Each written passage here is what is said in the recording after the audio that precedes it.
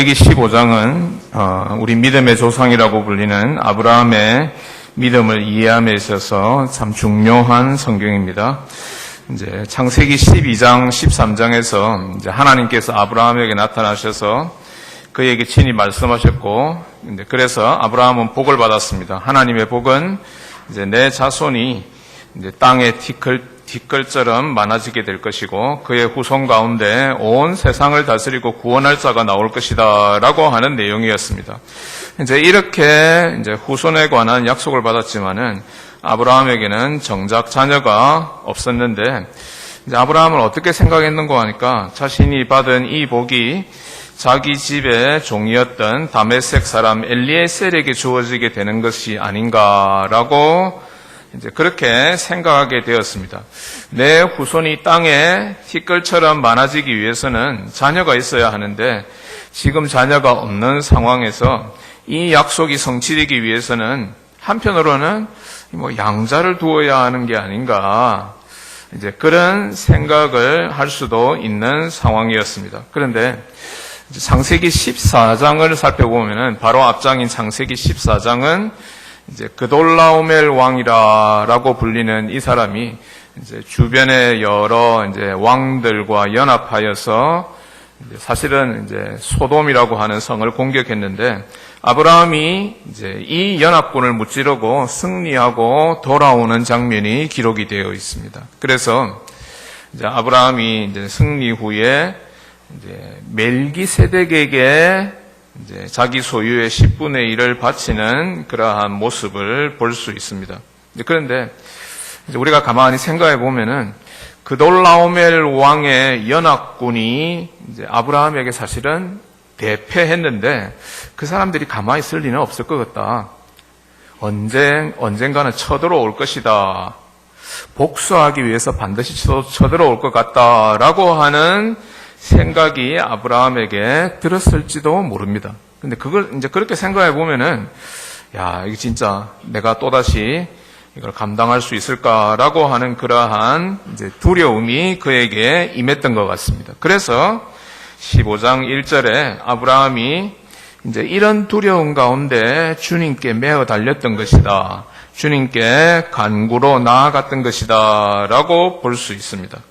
이전에 말씀하시고 축복하셨던 주님에 대해서 믿음으로 도움을 호소했던 것입니다. 아브라함은 두려움이 가득한 절망적인 상황에서 믿음으로 주님께 나아가서 기도했습니다. 이렇게 간구하는 아브라함에게 하나님께서 환상 중에 친히 나타나셨고 그에게 위로해 주셨다라고 하는 것을 1절 말씀에서 볼 수 있습니다.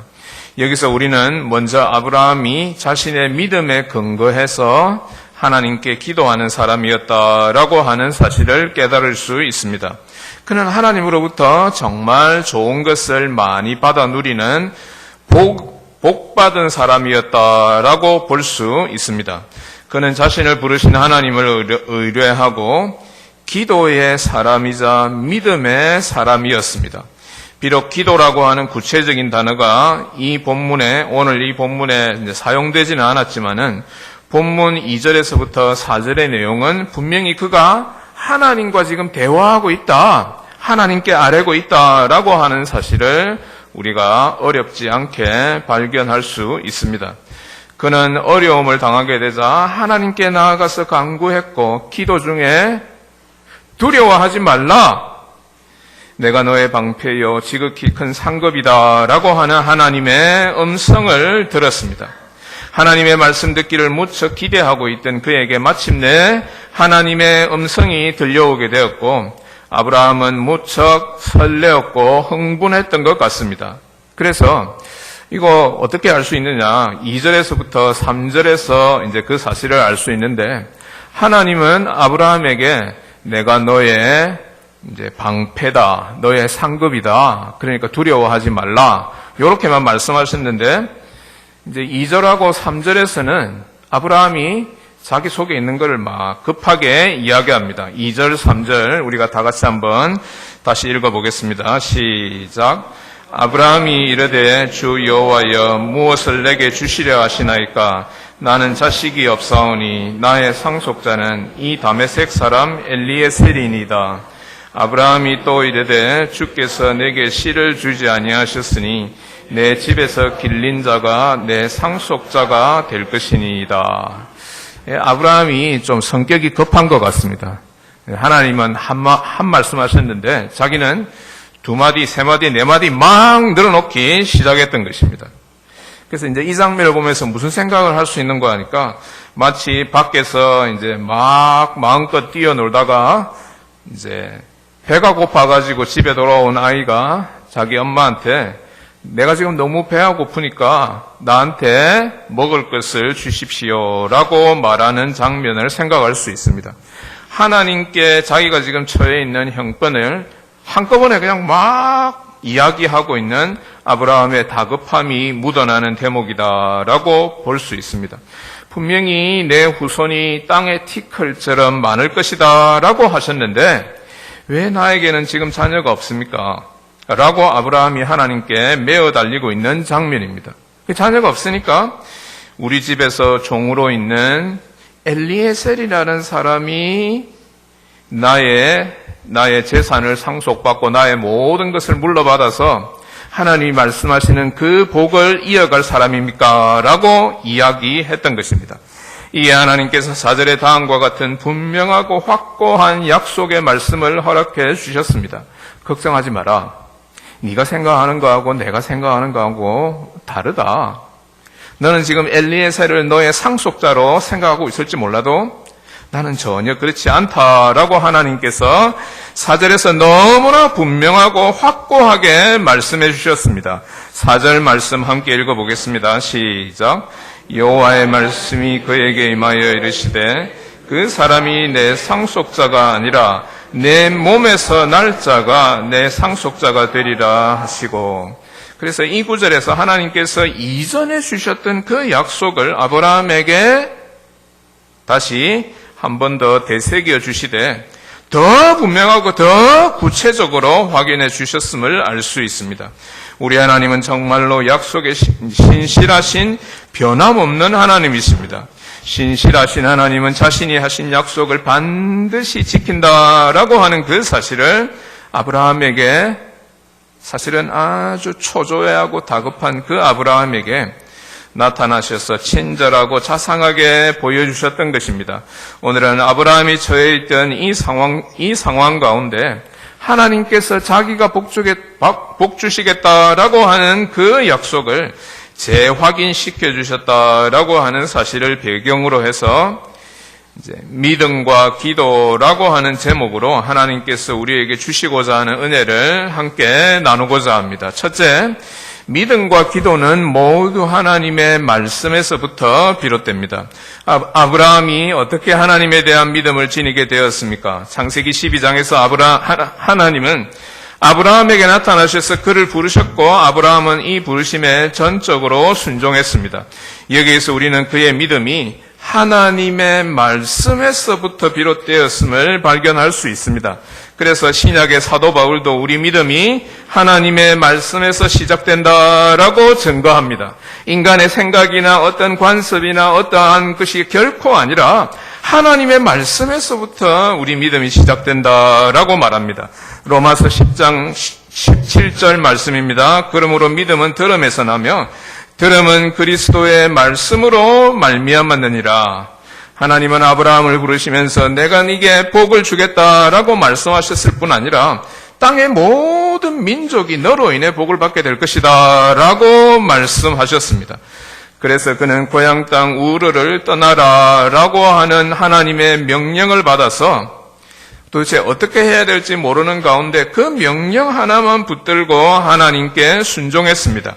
자기를 부르신 하나님이 미래의 하나님이심을 믿었기 때문에 아브라함은 앞으로 자기 삶에 펼쳐질 모든 것을 전적으로 하나님께 내어 맡길 수 있었습니다. 그는 미래에 벌어질 모든 일들의 주인이 우리 여호와 하나님이심을 그의 말씀을 듣고 믿게 되었습니다. 그렇습니다. 우리 하나님은 영원하신 하나님이시며 자존하시는 하나님이시며 또한 모든 시간의 하나님이십니다. 우리가 알고 있는 과거, 현재, 미래라고 하는 이 모든 시간이 전적으로 우리 하나님의 손에 달려 있습니다. 아브라함은 그를 부르시고 복주시는 여호와 하나님께서 자신의 미래를 이끌어 가실 것이다, 선하게 인도하실 것이다 라고 하는 것을 믿고 여호와 하나님께 자신의 모든 삶을 전적으로 의뢰했던 것입니다. 우리 하나님은 우리의 미래를 다 아시고 이를 자신의 뜻을 따라 주관하시며 능력으로 이 모든 것들을 성취하시는 전능하신 하나님이십니다.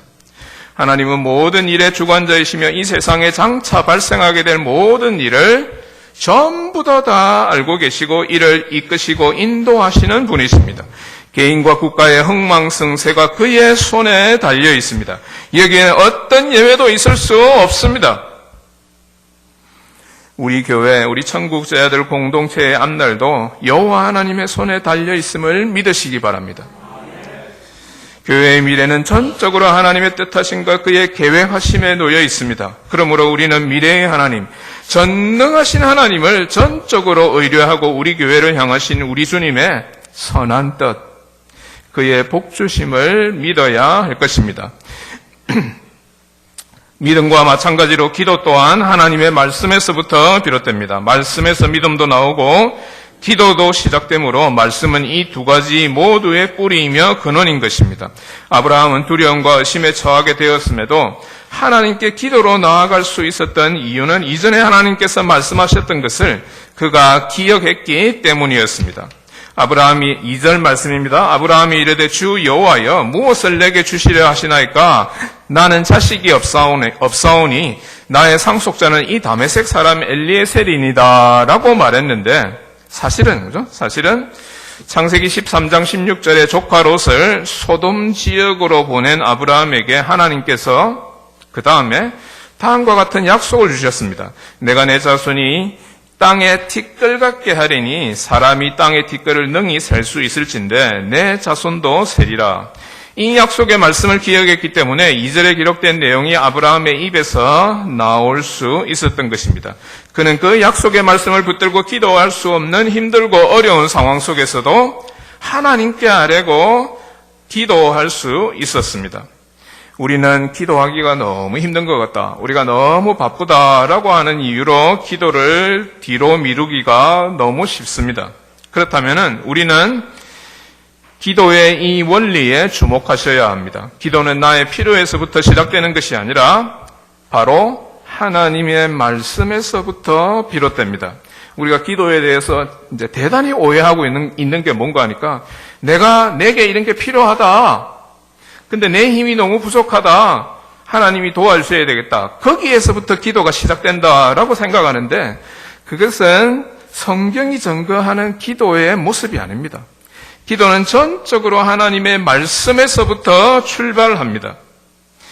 기도는 나의 필요에서부터 시작되는 것이 아니라 하나님의 말씀에서부터 비롯됩니다. 우리가 즐겨 부르는 찬송가 199장 3절 가사는 이렇게 시작됩니다. 예수 세상 계실 때 많은 고난당하고 십자가에 달려 죽임당한 일, 어머니가 읽으면 눈물 많이 흘린 것 지금까지 내가 기억합니다. 그렇습니다. 우리 어머니의 눈물 어린 기도는 하나님의 말씀에 대한 묵상에서 비롯되었음에 주목하시기 바랍니다. 아브라함도 마찬가지였습니다. 그는 하나님의 언약의 말씀, 그 축복의 말씀을 기억하고 기도의 놀라운 보좌로 나아갈 수 있었습니다. 이렇게 기도했을 때 자신의 대를 이을 상속자가 없기 때문에 종 엘리에셀을 상속자로 간주해야 했던 아브라함의 그 안타까움을 하나님께서 보시고 이를 해결해 주시겠다. 네 몸에서 친히 자식이 나오게 될 것이다 라고 하는 약속을 허락해 주셨던 것입니다.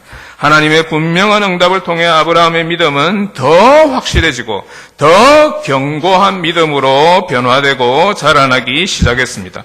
둘째, 믿음은 기도의 동력이며 우리 기도의 지속성을 부여합니다. 믿음과 기도는 이렇게 하나님의 말씀에서부터 출발하기 때문에 이 믿음하고 기도라고 하는 것을 서로 떼어 놓을 수는 없는 것입니다. 이 두 가지는 하나의 짝을 이루고 있습니다. 마치 바늘에 있는 곳에 실이 가듯이 믿음과 기도는 항상 함께하며 함께 역사합니다. 그러므로 우리가 믿음을 지니고 있다고 할 때 이 믿음은 우리의 기도를 지속시켜 나가는 원동력으로 작용합니다. 우리의 믿음은 그 자체로는 아무런 효력을 지니고 있지 않습니다. 믿음은 우리 자신의 모습과 마찬가지로 흔들리기 쉽고 변화에 종속되기 마련입니다. 그런데 이렇게 나약한 믿음에 하나님의 말씀이 함께 할 때 그때 그 믿음은 놀라운 능력을 발휘하게 되는 것입니다. 예수께서는 겨자씨를 들어서 이 믿음의 능력을 말씀하셨습니다. 마태복음 17장 20절 말씀입니다. 이르시되 너희 믿음이 작은 까닭이라.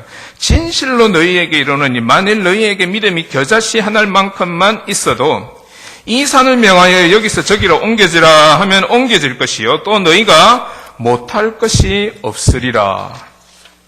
하나님의 말씀이 동반될 때 원래 아무런 가치가 없는 믿음은 우리에게 영생이라고 하는 가장 큰 선물을 제공하는 것입니다.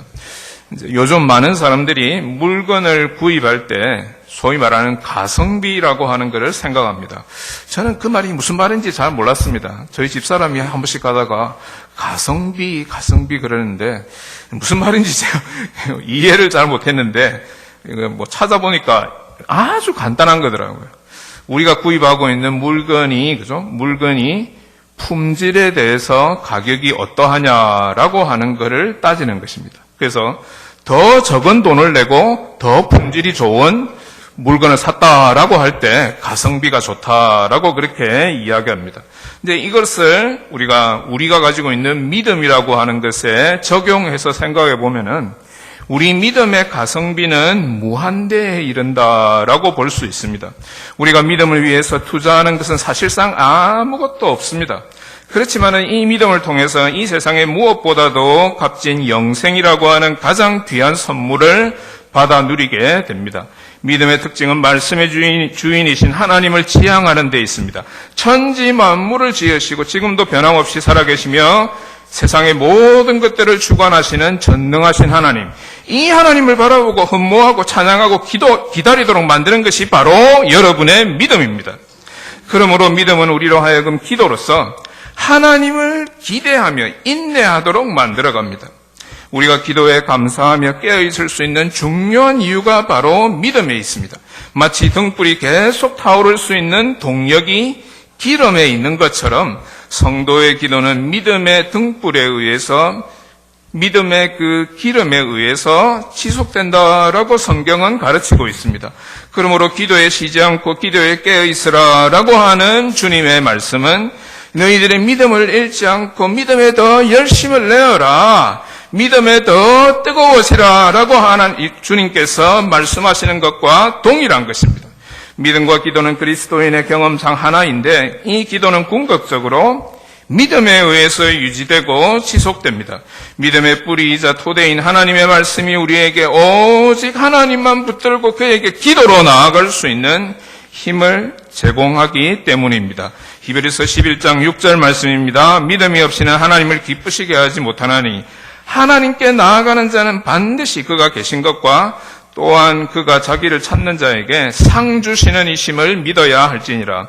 하나님께 나아가기 위해서 우리에게 필요한 것은 믿음입니다. 말씀에 기초한 믿음을 통해서 하나님이 기뻐하시는 바가 무엇인가를 깨닫고 분별할 수 있는 능력을 지니게 됩니다. 우리의 마음은 세상의 다양하고 새로운 정보들로 결코 새로워지지 않습니다. 이게 새 거다. 그렇다고 해서 그게 우리의 마음을 새롭게 만들고 변화시키지 못하는 것입니다. 세상의 것은 항상 새로운 것 같으나 모두 지금까지 있어왔던 것에 반복에 지나지 않기 때문입니다. 오직 믿음으로만 우리의 마음이 새로워지고 변화되며 그 결과 하나님의 뜻을 분별할 수 있는 지혜가 주어지게 됩니다. 그런데 이렇게 믿음에서 비롯되는 분별의 지혜는 내가 처한 상황에서 하나님의 뜻이 무엇인가라고 하는 것을 더 분명하게 깨닫고 확신하여 하나님께 더 나아가도록, 하나님을 더 의뢰하도록 만들어줍니다. 믿음은 기도의 동력이며 우리 기도의 지속성을 부여합니다. 우리의 믿음이 연약해져서 기도하지 않게 될 것을 예수님께서는 미리 아시고 믿음의 끈질긴 기도에 대해서 누가복음 18장에서 말씀하셨습니다. 아까 우리가 봉독했는데 누가복음 18장 8절 말씀입니다. 하물며 하나님께서 그 밤낮 부르짖는 택하신 자들의 원한을 풀어주시지 아니하시겠느냐?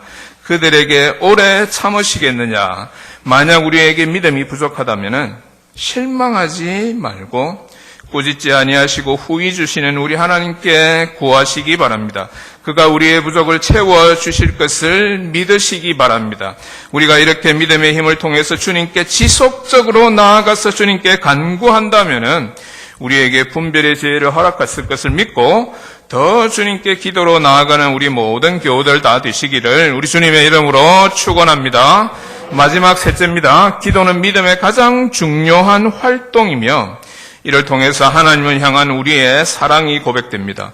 16세기 제네바의 종교역자 칼빈은 그의 기독교 강요 제3권 20장에서 기도를 믿음의 가장 중요한 활동이라고 불렀습니다. 앞서 살펴본 바와 같이 믿음은 기도를 지탱하는 동력과 같습니다. 믿음이 없이는 깨어 기도하지 못합니다. 사탄은 믿음을 약화시키거나 불신을 불러일으켜 우리로 하여금 기도하지 못하도록 끊임없이 노력합니다. 그는 자신의 정체를 숨긴 채 우리에게 집요하게 매어 달려서 기도하지 못할 핑계를 계속 생각나도록 만듭니다. 그는 정말 머리가 좋고 영리해서 우리의 육체가 좋아하는 것을 알고 우리를 끊임없이 죄의 길로 유혹하고 하나님으로부터 멀어지도록 이끕니다.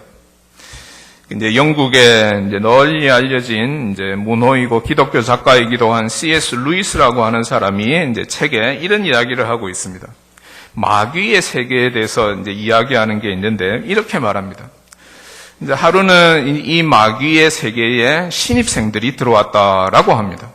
지금 이제 3월달이 되어서 저희 학교에도 신입생들이 들어와가지고 무척 바쁩니다. 할 일이 너무 많은데 이 마귀의 세계에 이제 신입생들, 신참 마귀가 들어왔는데 대장 마귀가 이 신참 마귀들을 딱 불러 모아놓고 소위 말하는 오리엔테이션이라고 하는 걸 하는 겁니다. 그래서 앞으로 어떻게 해야 너희들이 진짜 마귀로서 역할을 할 수 있는가? 내가 그걸 가르쳐 주겠다. 라고 대장 마귀가 이야기하기 시작했습니다. 뭐라고 이야기했는가 하니까 예수 믿는 사람들 입에서 예수라고 하는 말이 나오지 않게만 만든다. 그러면은 너희들은 진짜 성공한 것이다. 사람들이 교회에 모여가지고 하나님 없이 하나님 이름을 드러내지 않도록 너희들이 가서 살살살살 꼬셔라. 그러면 다 넘어올 것이다. 라고 말했다고 합니다. 대적의 이러한 맹렬한 공격에 맞서 승리하려면 어떤 방어책을 마련해야 합니까? 가장 적합한 방어책은 기도가 무엇인가를 깨닫고 그 중요성을 더욱 절실하게 인식하는 것입니다. 기도가 도대체 무엇입니까? 기도는 전능하시고 살아계신 하나님을 배웠고 온전히 그분께만 집중하고 그가 우리에게 베풀어 주시고자 하는 놀라운 은총과 사랑을 깨닫는 것입니다. 그리고 그 사랑을 하나님께 되돌려 드리는 것입니다. 기도는 하나님께 우리의 요구를 아뢰기에 앞서서 그분을 향한 우리의 신뢰와 사랑을 고백하는 것입니다. 그런데 우리의 기도는 어떠합니까? 우리의 기도에 하나님을 향한 우리의 사랑이 묻어나고 있습니까? 우리가 입으로 기도하지만은 마음은 여전히 세상에 머물러 있는 경우가 정말 많습니다. 그러나 참된 기도는 우리 영혼이 온전히 하나님의 얼굴을 구하고 거기에서 기쁨과 즐거움을 누리며 그를 더 깊이 깨닫고 그 넓으신 품에 안기는 행위입니다. 이제 기도는 하나님을 사랑하고 더 나아가서 그의 사랑에 동참하는 행위입니다. 그렇습니다. 기도하는 자가 여러 유익을 누리게 되는데 기도하는 사람이 누리게 되는 첫 번째 유익은 이 믿음을 통해서 세상의 염려와 걱정을 물리치고 주님 주시는 기쁨과 평강의 잔치에 참여하게 되는 것입니다. 또한 기도는 우리의 주인이신 창조주 하나님을 더 깊이 깨닫는 가운데 만족을 누리도록 인도합니다. 오늘 본문 1절 말씀에 하나님이 아브라함의 지극히 큰 상급이 된다라고 하는 표현이 등장합니다. 여기서 상급이라고 사용된 이 단어는 만족을 뜻하기도 합니다. 기도의 골방에 들어가는 자는 그곳이 곧 하나님의 보좌임을 깨닫고 하나님의 영광스러운 모습을 배웠고 그의 거룩함을 맛보게 됩니다. 그리고 천국 곳간에 숨겨져 있는 많은 보화들을 발견하고 이를 예비하신 우리 하나님의 특별한 사랑과 지혜에 더욱 감격하게 됩니다. 기도는 우리 이웃을 더욱 사랑하게 이끌어줍니다. 우리가 정말 하나님을 사랑한다면 우리는 또한 이웃을 사랑하게 되며 이들을 위해서 기도하게 될 것입니다. 창세기 18장을 살펴보면 아브라함은 소돔을 위해서 기도했었습니다. 무엇 때문에 기도했느냐라고 할 때 가장 분명한 대답은 그곳에 자기 조카, 자기 사랑하는 조카 롯이 살고 있었기 때문입니다. 그 기도의 내용에 대해서 우리가 일일이 나열할 필요는 없을 것입니다. 아브라함은 소돔성을 위해서, 이웃을 위해서 간절하게 하나님께 매어 달리고 기도했습니다. 이런 아브라함처럼 우리가 매일 만나고 우리 주변에서 대화를 나누고 우리가 알고 있는 사람들에게 우리가 사랑하는 우리 주위의 이웃을 위해서 기도해야 합니다. 여기에 중보기도의 중요성과 필요성이 발견됩니다. 사랑하는 가족과 이웃을 위한 기도는 복음 전파를 위한 초석으로 작용합니다. 우리는 이웃들을 위해서 기도하되 특히 이들이 하나님을 발견하고 우리를 위해서 십자가에 달려 돌아가신 예수 그리스도의 그 사랑을 깨닫고 이들도 예수를 믿고 예수를 구주로 삼을 수 있도록 기도해야 합니다. 왜 우리에게 복음의 문이 열려지지 않느냐? 많은 사람들이 이야기합니다. 이게 갖추어지지 않아서 그렇다, 저게 갖추어지지 않아서 그렇다, 여러 가지를 이야기하지만은 복음의 문을 여는 가장 강력한 열쇠는 바로 기도입니다. 기도의 문이 열려야 복음 전파가 왕성하게 전개될 수 있음을 믿으시기 바랍니다. 우리는 믿음의 가장 중요한 활동인 기도에 힘쓰고 하나님을 사랑하는 고백으로서 기도에 매진해야 할 것입니다. 이제 우리 온 교회가 힘과 정성을 다해 기도하는 교회가 되기를 우리 주님의 이름으로 축원합니다. 기도의 영이 임하여 온 교회가 기도의 운동에 동참해야 할 줄 믿습니다. 우리 영혼의 미래도 우리 교회의 미래도 전적으로 우리 기도를 들으시는 우리 하나님께 달려있기 때문입니다. 우리가 기도에 매진한다면 우리는 아무것도 할 수 없으나 전능하신 그 하나님께서 우리를 사랑하시고 우리를 위하여 일하신다라고 하는 그러한 확신이 마음속에 든든히 자리 잡게 될 것입니다. 우리가 이 사실을 정말로 믿는다면 우리는 기도를 쉬지 않게 될 것입니다. 우리 하나님이 하시는 이 일에 기도로서 동참하는 우리 모든 교우들 다 되시기를 우리 주님의 이름으로 축원합니다. 사랑하는 우리 천국제자들교회 교우 여러분, 이제 말씀을 맺고자 합니다. 오늘은 창세기 15장에 기록된 아브라함의 기사를 중심으로 믿음과 기도에 대해서 세 가지로 함께 묵상했습니다. 첫째로, 믿음과 기도는 모두 하나님의 말씀에서부터 비롯된다라고 했습니다. 만약 우리에게 말씀이 제거된다라고 할 것 같으면 우리의 믿음도 우리의 기도도 온전히 서지 못할 것입니다.